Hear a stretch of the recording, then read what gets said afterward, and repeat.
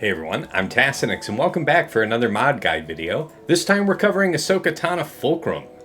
We've been working on the last two characters on the UFU team, so she'll be the fourth one here.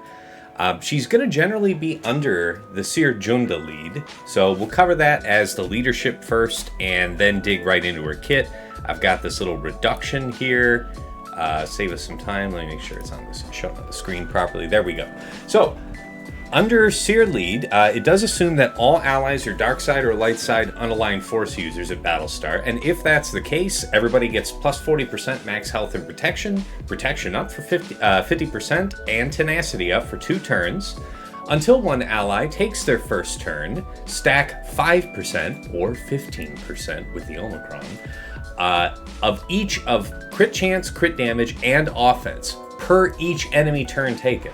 So you get an increased stack of this for each enemy that takes a turn before the first character on your team goes. And then the next clause is, while allies have accuracy up, they have plus 50% crit damage. That is handed out by Seer Basic. And other UFU allies gain 5% turn meter when another ally takes damage from an enemy. So yeah, that's why even though you can and should have everybody on the Seer team decently slow, this turn meter gain that gets passed out to all other allies is what keeps them competitive as the fight goes on. With the Omi added, that max health and protection bonus goes from 40% to 70%. By the way, it's a GAC Omi. That product bonus goes from 50% to 75%.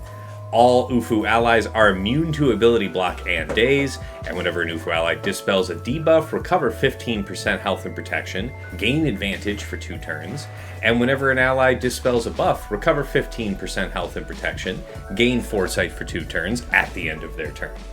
Alright, so pretty solid leadership. Alright, let's dig into her unique, Perseverance. Ahsoka Tano is immune to damage over time effects and gains 30% crit avoidance. At the end of each turn, so not her turn, any turn taken, Ahsoka dispels all debuffs on herself and loses 10% health for each debuff dispelled, then recovers 5% health for each buff on her. This health loss can't defeat Ahsoka. Now, I don't typically cover territory war Omicrons. I'll just point out here that you can generally mod her for crit damage or offense, and I think that offense is the generically better way, especially if you don't do a lot of remodding yourself for TW, because you do have this synergy for offense game as well. So you can still rock a crit damage triangle, but you know, you can go with offense or crit damage, and I would skew more towards offense personally. Anyway, let's move into her basic. Balanced Strike.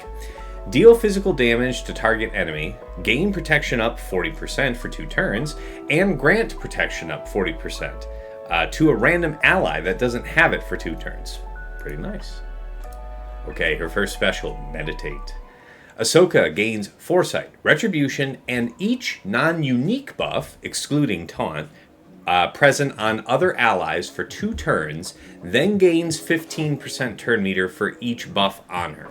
So she gives herself 2 buffs, then gains a copy of anything that isn't unique or a taunt onto herself, and then gains 15% turn meter. So ideally, she's able to move from this ability right into her next special, and this is what makes her dangerous, is Whirlwind. Consume all non-unique buffs on Ahsoka and deal physical damage to target enemy. This attack scores an additional hit for each type of buff consumed.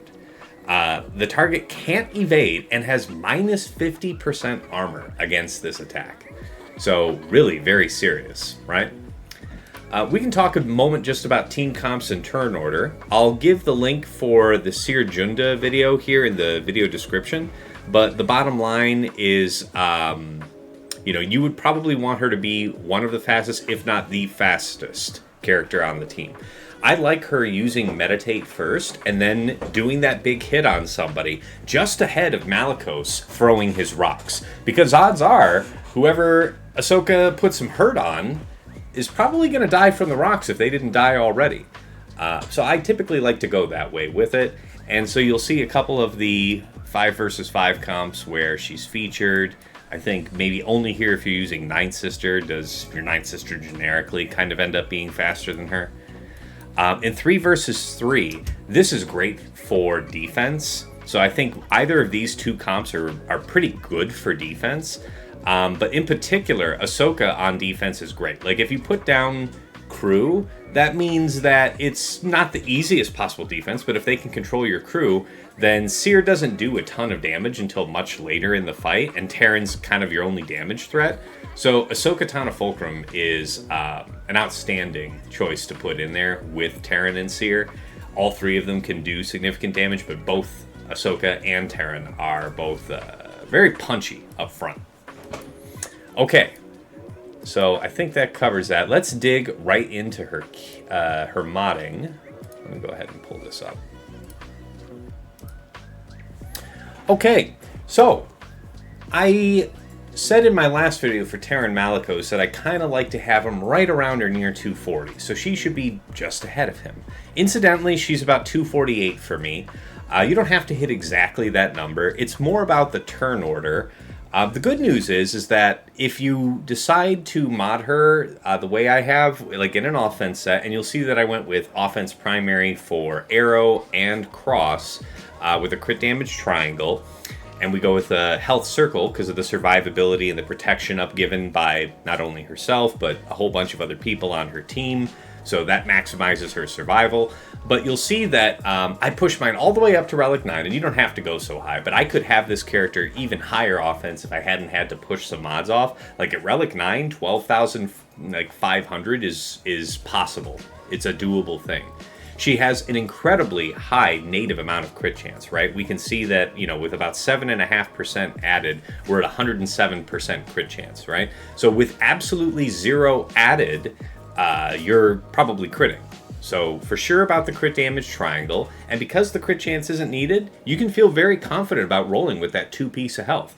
Maybe if you wanted to really resist using a 2-piece of health, I wouldn't. But you could go with defense, I guess. I don't know.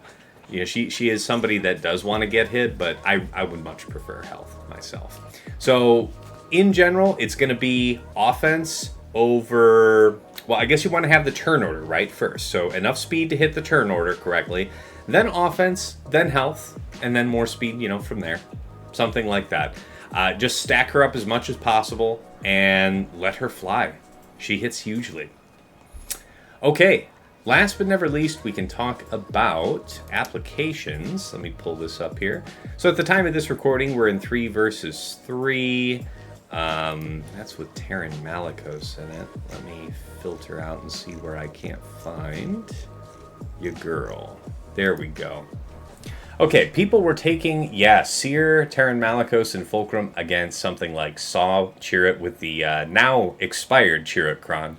But that's serious. Finn Zora Resistance Hero. Finn, no doubt this would crush it. There's a devastating amount of damage here. So Tuskens, so remember, Malicos has permakill, not only for himself, but one of his uniques hands it out to Ufu allies, so this team can roundly take on Tuskens. The only thing you really have to worry about is dots stacking up. I've had that bite me before. Of course, something like CLS, Rex Krex would go down, Trench. So, I mean, this is a very heavy-hitting team, and if I'm using Seer and Fulcrum together, virtually always at their characters Terran Malicos, so I don't think there's a lot of value in looking at anything else that way. 5 versus 5 wise, if you're watching that Seer video in tandem with this, I had some notes in there about other compositions that that this can take on. But in general, Fulcrum's been part of this Seer Malicos team that is able to take on Rey, Trench, Inquisitors, Finn Zori, Saw, when Saw was like big time, right, with that Chirrut Kron. Of course, something on the order of Gas 501st, Keller and Beck. Let your mind go wild. Basically, you are advantaged against teams that are either fast or gain a lot of bonus turn meter. You work either way with that. You have enough shielding, protection up, foresight, mitigation, to keep you guys all steady as Terran Malicos ramps, and whoever he doesn't kill Ahsoka Tano will finish. I'm sure you've seen it a couple months back. I remember that it happened to Arnold where he took this against the Seer Malicos team and a Fulcrum just one-shot his Sith Eternal. Big old brawny Sith Eternal. So even though Terran Malicos is the best damage dealer on the team, don't underestimate the power of Fulcrum, particularly on this team, because there are buffs flying everywhere. Alright guys, I will see you here in the next video. We'll talk about the last couple characters that you can more or less plug in with this team. I would consider Seer, Malicos, Cal, and Fulcrum to be kind of the core four for 5 versus 5. We'll talk about modding for Kylo Ren Unmasked, Ninth Sister, and maybe any other kind of mixes. We'll have a little bit more of a deep dive on stuff to do with comps, since we're talking about how we're handling that 5th character. However, until next time, thank you so much for watching and all of the great comments and feedback. It's been real. It's been awesome. It's been real awesome. Take care.